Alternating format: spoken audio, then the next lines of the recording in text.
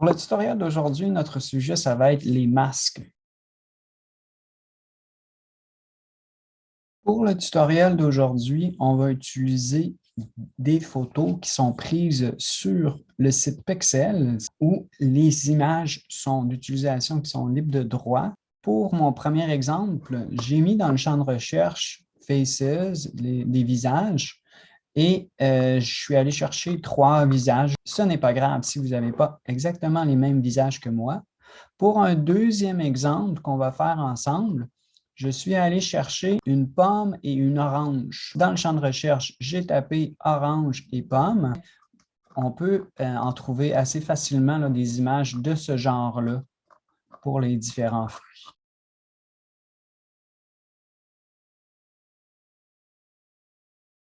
Pour notre premier exemple, on va se servir des masques de fusion. L'objectif, ça ne sera pas de faire quelque chose de réaliste, mais plutôt de faire un genre de collage numérique. Pour vous donner un peu une idée de c'est quoi notre objectif, j'ai sorti quelques images d'inspiration. Il y en a quelques-uns qui sont plus contemporains. Ici, c'est un compte Instagram Daily Splice. Ici, un artiste qui s'appelle Julien Paco. Ça pourrait être aussi des inspirations historiques comme l'artiste Anna Hock. Évidemment qui n'a pas fait son travail avec Photoshop, mais qui peut nous servir de modèle ou d'inspiration pour ce qu'on va faire dans Photoshop. Donc, si on retourne dans Photoshop, la première chose que j'ai fait, c'est que je suis allé ouvrir dans Photoshop différents visages que j'ai trouvés sur Pexels. Donc, j'en ai 4 en ce moment.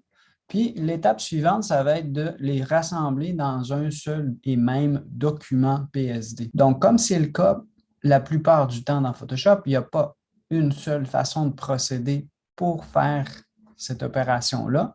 Je vous en montre une. Donc, je vais commencer par la jeune fille. Je vais faire sélection et tout sélectionner.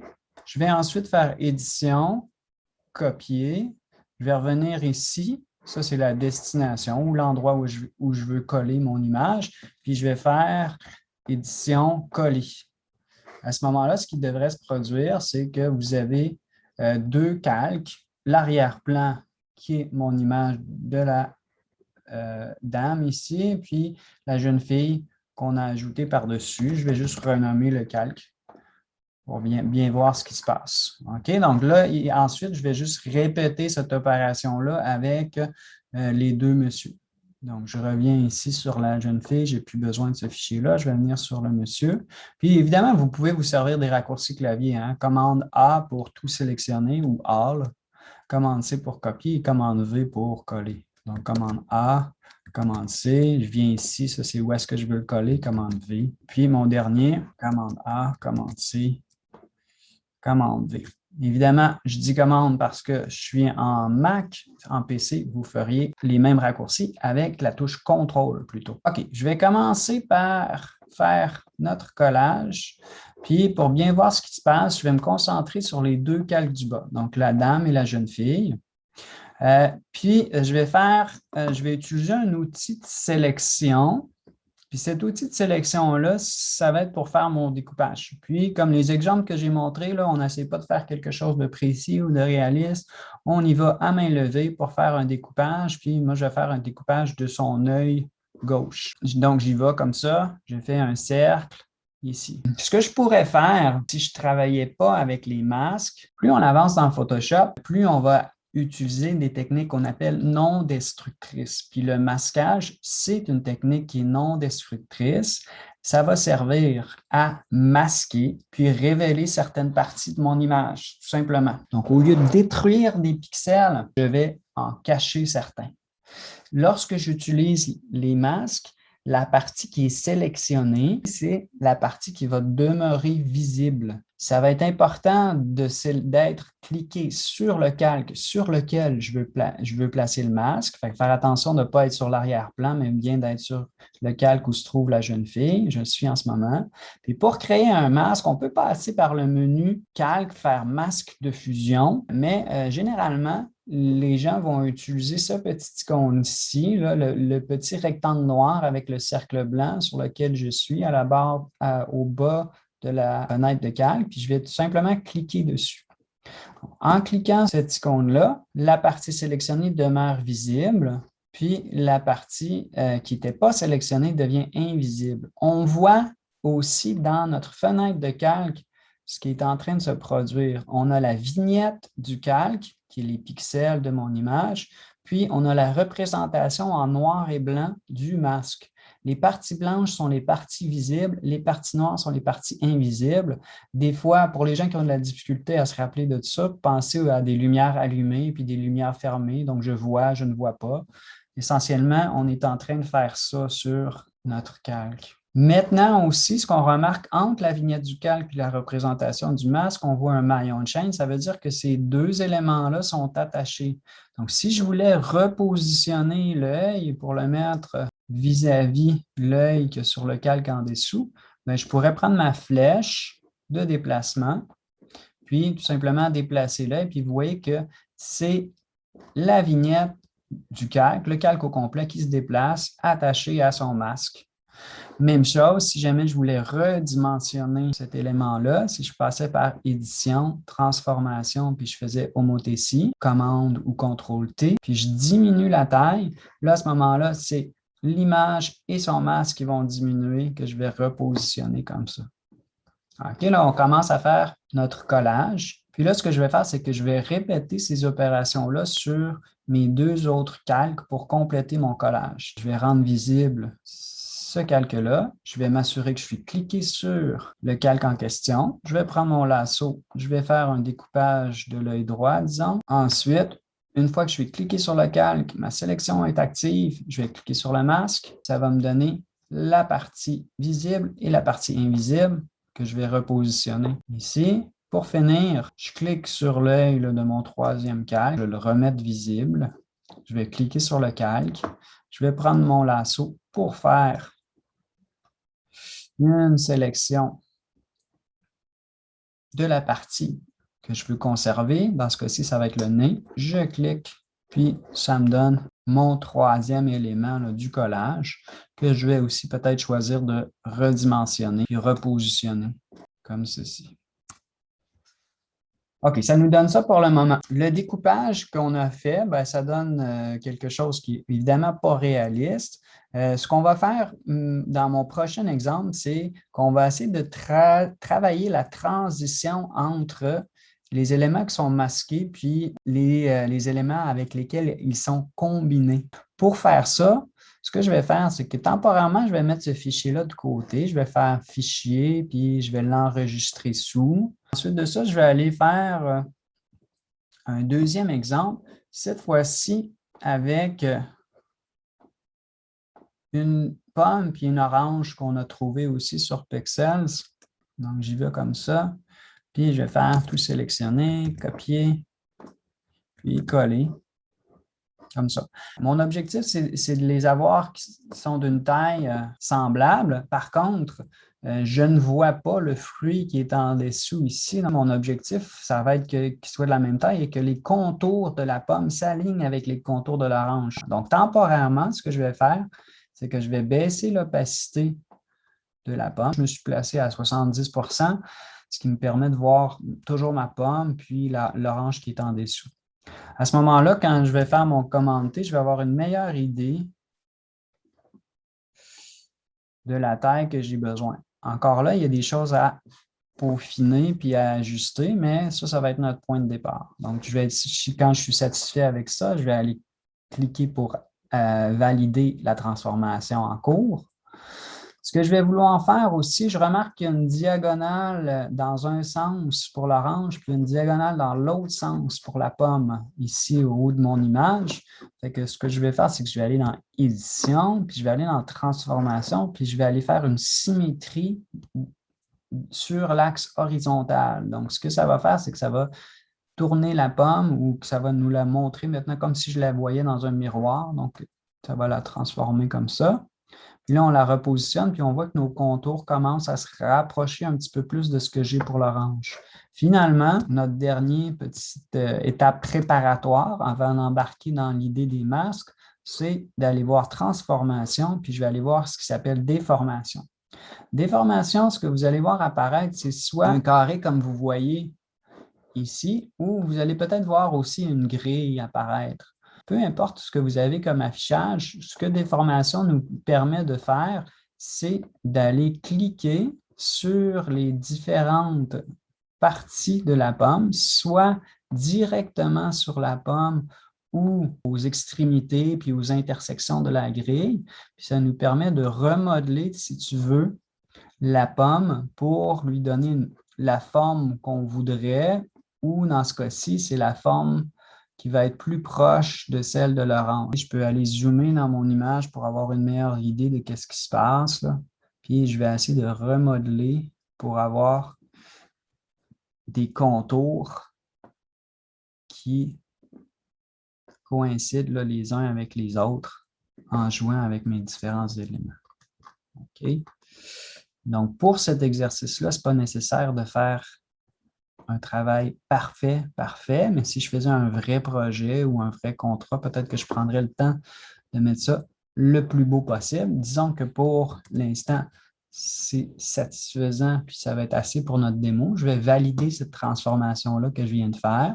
Je vais revenir dans mes calques, puis dans ma version finale de ma démo, évidemment que je vais vouloir que l'opacité soit à 100%. Donc, je vais monter l'opacité à 100% comme ça. Ensuite de ça, je vais procéder un petit peu différemment de ce qu'on a fait tantôt avec les visages. C'est-à-dire qu'au lieu de commencer avec une sélection, puis ensuite cliquer sur le masque, je vais commencer par cliquer sur le masque. J'ajoute un masque de fusion.